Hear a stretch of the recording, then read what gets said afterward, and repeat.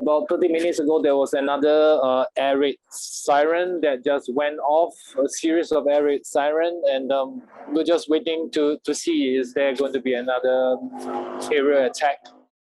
Right now, I can still see people walking about, mostly with luggages, or people are just planning on what are the options and where are they going to go from here.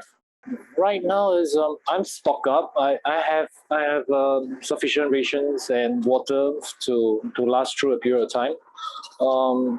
As long as electricity is still available and internet is still available, I don't think I need to evacuate yet, because evacuating raised another whole series of problems. And my wife is Ukrainian. She's part of the reservists here. So if she, in the event that she becomes mobilized, and she becomes that a medical officer in the army, then perhaps I know that she's well taken care of. Until my wife and the family are pretty well taken care of, I think I will be able to contribute a lot more being here than being back in Singapore. If you're talking about evacuation, right, then we have to plan which path of exit that we will have that is actually better for us. And we do not want to be stuck on the highway and then you have no fuel, no food, and the weather is cold and you have another whole series of problems. We have made evacuation plan, but it's not something that we would like to implement lightly, because we're actually taking a lot bigger risk than staying in Kyiv. This is how we see it.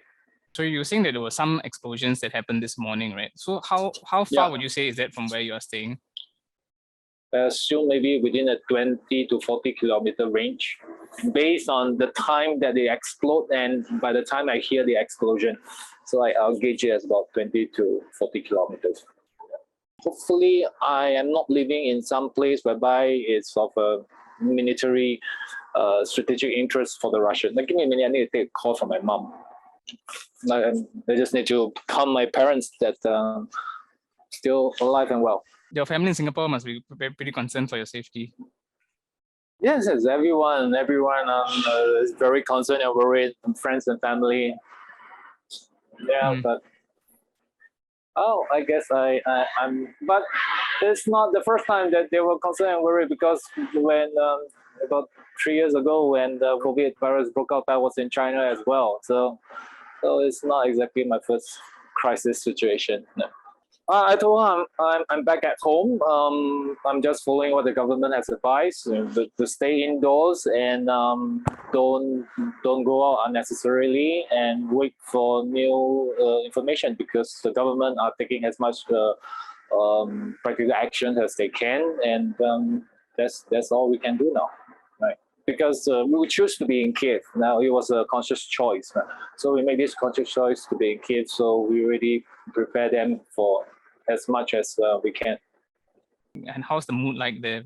Everyone is tense, without a doubt. Everyone is tense, because if you hear an explosion above in the sky above your head, naturally you'll be tense, because that means that the fighting has come right to the doorstep.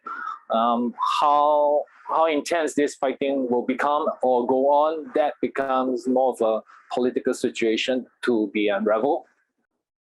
Well, I moved here last year, and since they detected the report detected the Bureau of Russian military at the borders, I could see there was more reservist activity and a lot more soldiers everywhere. And then you tend to see that the busloads of reservists or soldiers being sent to out of the city.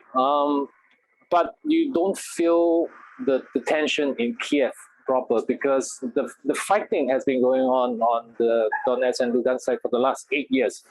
So fighting over when the fight first started 8 years ago, life in Kyiv was still as per normal, because the economy was still operating and functioning.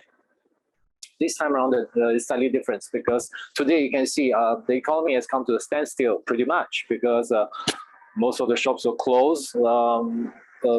The buses and the subway are still operating, but economy on its own has pretty much come to a standstill. I can tell you it's definitely a higher escalation when compared to how the fight was 8 years ago in Kyiv, which I wasn't here. That's why I only can tell you from what I know from my Ukrainian friends that 8 years ago when the fighting it was done far away. As of today, the fighting has arrived at the doorstep. You mentioned earlier about the explosions that you heard today. Can you describe the what you saw and the sound as well? What you heard? Well, somewhere in that general direction. It was a very instantaneous flash. For a moment, I thought I saw a moon, and that was being covered by the clouds. But then the clouds would not be able to move that fast. Maybe about 3 seconds later, I hear a very loud boom, which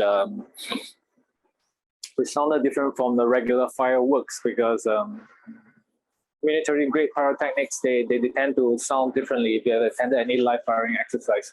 So that's when we know that okay, the fighting has arrived. Yeah. It was definitely very loud and clear. And actually, later on, I think we will have to tape up our glass window in case of the shock wave, and then we become collateral damage. And it was not a good time to have broken windows in Kyiv right now. There was another boom. There was another boom in that direction.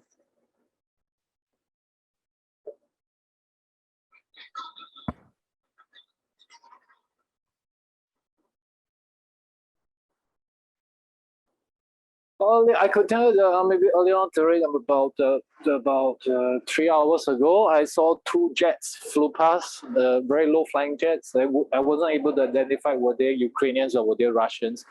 But if they were heading north, I would assume they were Ukrainians. How would you describe the scene there? No, there is definitely no frenzy, no panic, right? People are still very civilized. Everybody queue up to pay for their purchases, and everybody wait for their turn to buy whatever they need to buy and things like that. There's a military curfew. Of course, there is a restriction on purchasing of fuel. In fact, most of the fuel stations has ceased operation. I think they're diverted to just part of infrastructure assets.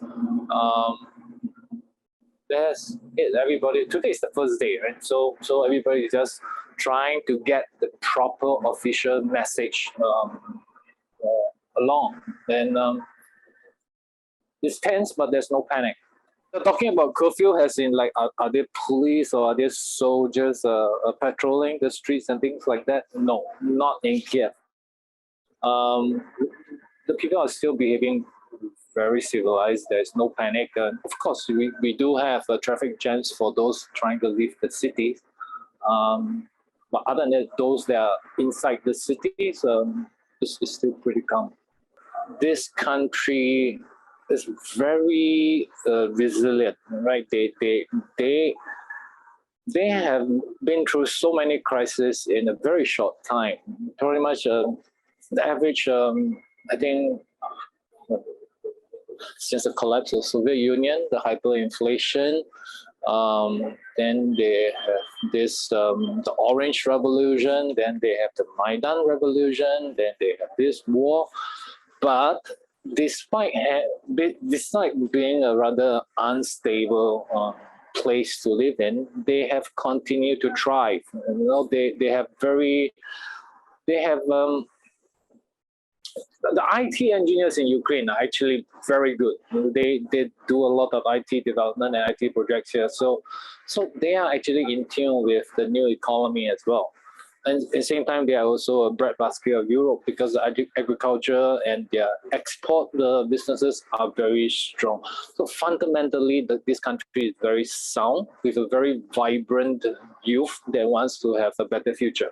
I will not be able to live with myself if I just take off and go on my own. I can just trek to Poland and if I need to, or Hungary if I need to, but then I would not be able to live with myself because I didn't stick around help. So my main focus is actually just, you know, to help in any way that I can, and help my family, friends, neighbors, to everybody to survive this situation.